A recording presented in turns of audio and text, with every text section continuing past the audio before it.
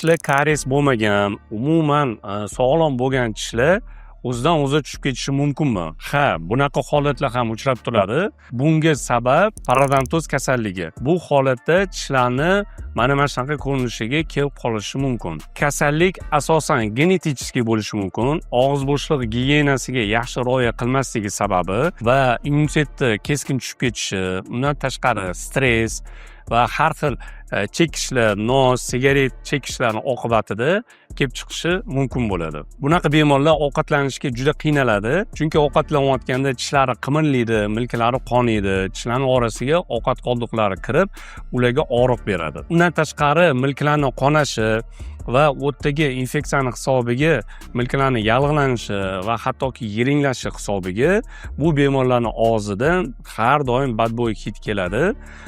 Ularni ishlashiga, oilaviy turmush sharoitiga ham bu juda katta ta'sir qiladi. Agar sizda shunaqangi muammolar bo'lsa, xavotir olmang. Hozirgi zamonaviy tibbiyotda buni samarali yechimi bor.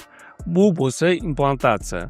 Tushunaman, hozirgi kunda ko'pchilik tishlarimni qimirlagan bo'lsam, o'zimni tishlarim, men oldirgim kelmaydi deydi, lekin bunaqa bemorlarga tavsiyam shu bo'ladiki, agar siz bu holatda juda ko'p vaqtda yursangiz, bunda siz suyakni katta miqdorda yo'qotilishi va ertaga implantatsiya jarayoni yana ham murakkablashishiga olib kelishi mumkin. Shuning uchun bu narsani har doim vrachga vaqtida kelishinglarni so'rab qolgan bo'lardim. Bunday bemorlarga bir kunning ichida biz tishlari yaroqsiz bo'lgan tishlarni olib, implantlar qo'yib beramiz va vaqtinchalik koronkalarni qo'yib beramiz. Bu bilan bemorlar butun umrga milklarning qonashi, milkdagi bo'lgan muammolarni hal qilishi va suyakdagi atrofiyani hal qiladi va eng asosiysi bemalol har xil turdagi ovqatlarni chaynab bera oladigan holatga keltirib beramiz. Bizning klinikamizda yashirin to'lovlar yo'q. Agar sizga implant narxlari qiziq bo'lsa, meni profilimdagi implant narxi deb nomlangan